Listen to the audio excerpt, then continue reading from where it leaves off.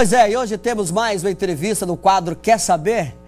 Você de casa aí pode acompanhar entrevistas com profissionais de várias especialidades. Se você também quer participar, é só acessar o nosso site e enviar sugestões de temas e perguntas aqui para o programa. E hoje no nosso quadro contamos com a participação do cirurgião cardiovascular, Dr. Décio Cardoso da Silva Júnior. Doutor, boa tarde. Boa tarde. Bom, nós temos aí várias perguntas, doutor. O povo quer saber, né? Vamos então aí a primeira pergunta aí? Vamos rodar o povo perguntando aí. Gostaria de saber quais são os sintomas da taquicardia. Vamos lá então. Taquicardia, doutor, quais são os sintomas? Taquicardia é uma definição para um ritmo cardíaco acelerado. O coração ele tem uma frequência mínima e máxima definida pela população em repouso. Quando o paciente tem uma aceleração desses batimentos, a frequência cardíaca sobe muito, o paciente sente palpitação, batedeira, muitas vezes sente tontura, cansaço, mas o sintoma mais frequente é uma palpitação. E isso é chamado na medicina como taquicardia, a aceleração dos batimentos cardíacos. Pode levar à morte? Pode levar à morte. Inclusive existem procedimentos feitos em hospitais para a gente evitar essas acelerações do coração. Isso pode ser um sintoma de uma doença mascarada ou pode ser a consequência de uma doença já instalada. A gente pode até, inclusive, colocar um marca-passo, implantar um marca-passo chamado de desfibrilador implantável, aquele que dá um choque externo no paciente, para evitar essas taquicardias, essas acelerações bruscas do coração. Bom, e a nossa próxima pergunta é sobre a definição do marca-passo. Vamos ver, né? Roda aí. O que é o marca-passo? Então, doutor. Marca-passo é um aparelho implantado no organismo que tem uma bateria e essa bateria tem a função de gerar pulsos cardíacos. Então é uma bateria conectada a eletrodos que vão estimular o coração a ele deflagrar estímulos, ou seja, manter um ritmo cardíaco normal. E existem marca-passos especiais com a função de choque, ou seja, eles não tratam apenas frequências cardíacas baixas, eles tratam também frequências cardíacas elevadas, com disparos elétricos, feitos que a gente habitualmente vê nos estádios de futebol, aquelas coisas todas, mas existem aparelhos que fazem aquele sistema dentro do organismo. Bom, a próxima pergunta é sobre infarto, né? Vamos ver. Quais são os cuidados que nós deveríamos ter quando temos um infarto?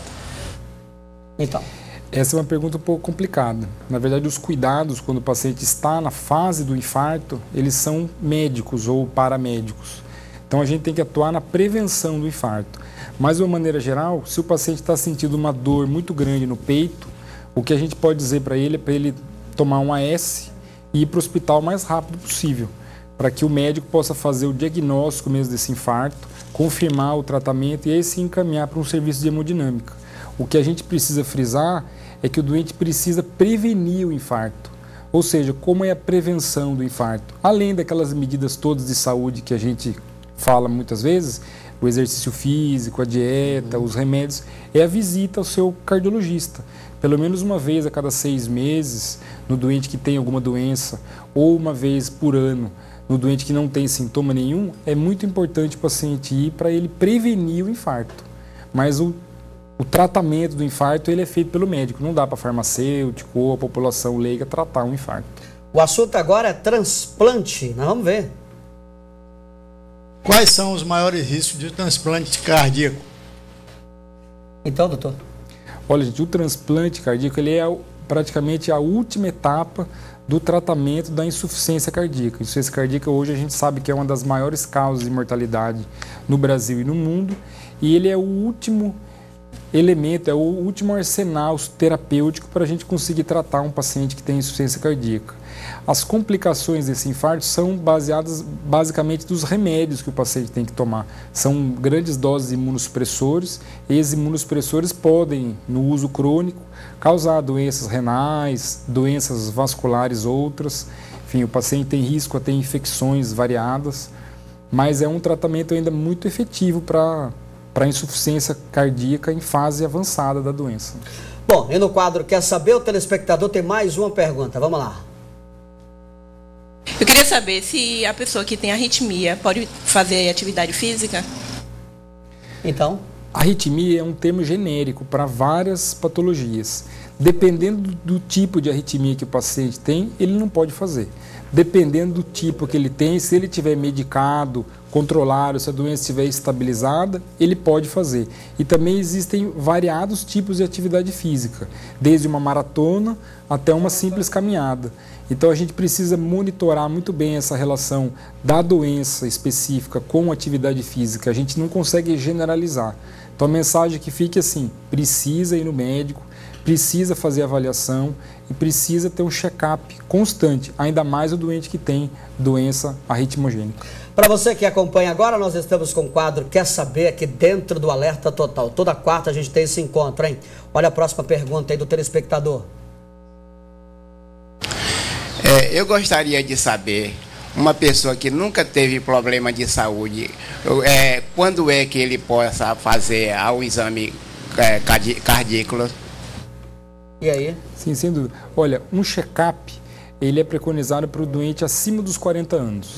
Começar a fazer os... Agora, se ele tem história familiar importante, ou tem hipertensão arterial, diabetes, doenças de base, essa idade pode ser antecipada para 30, para 25 anos. Ou se ele está sentindo alguma coisa. Se tem dor no peito, se tem cansaço, se tem alguma coisa, procure seu médico antes disso.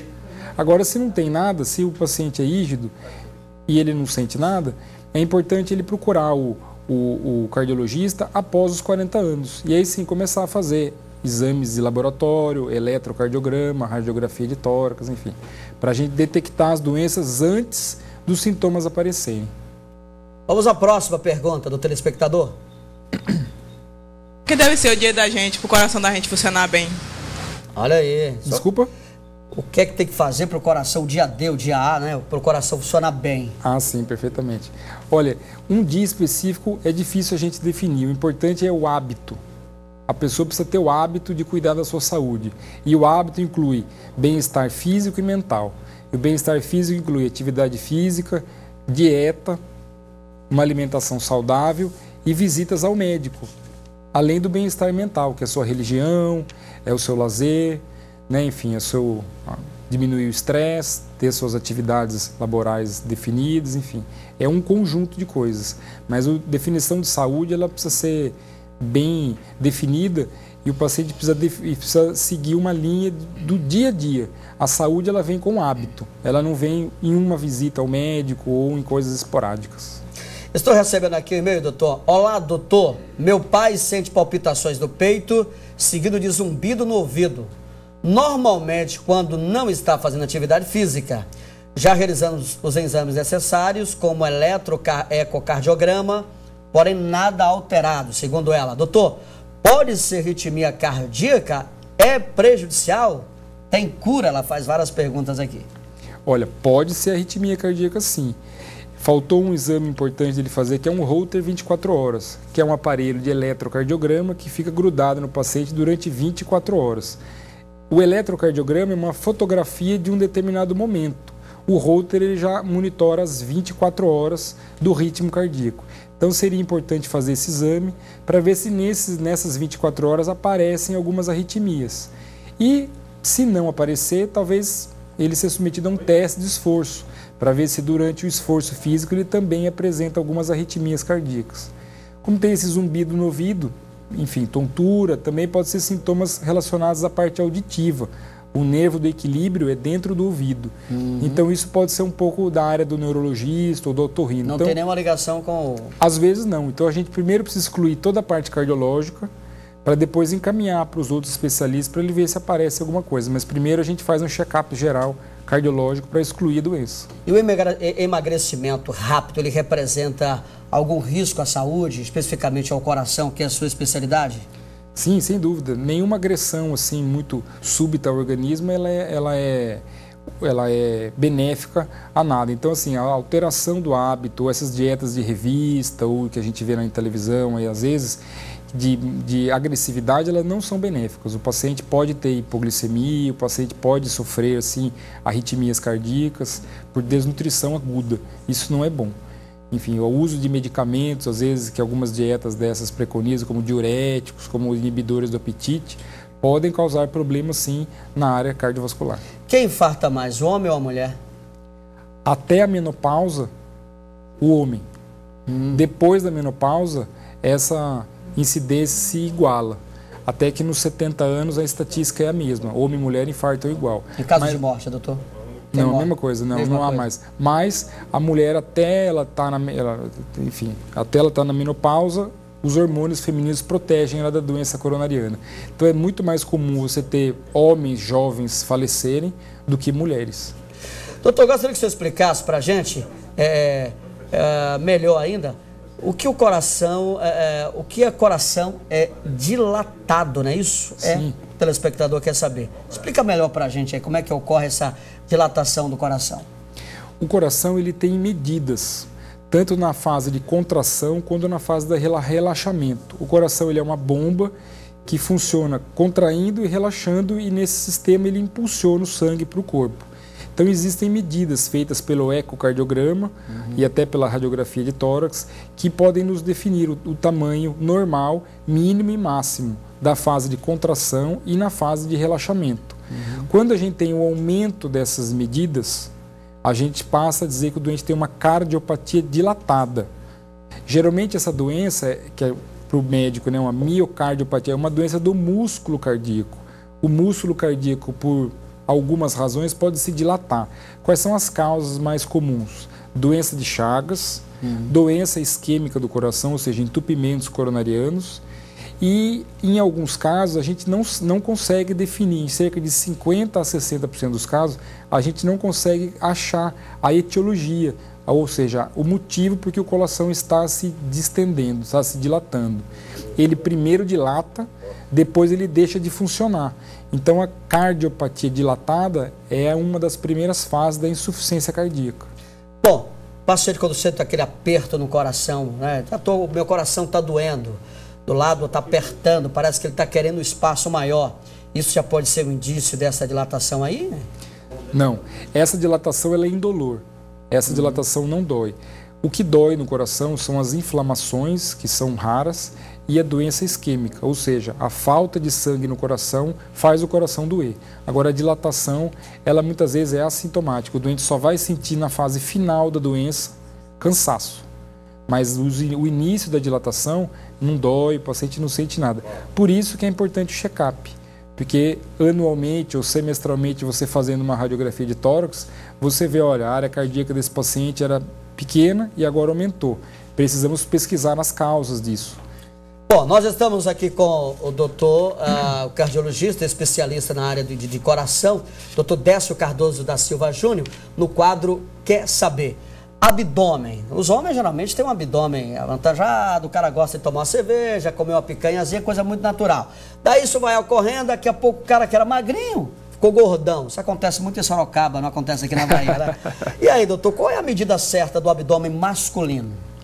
Para evitar o infarto, logicamente. Essa desproporção entre o peso, ela é pior, ou seja, você ter um abdômen avantajado, ela é muito pior do que você ser o chamado gordo por inteiro, né?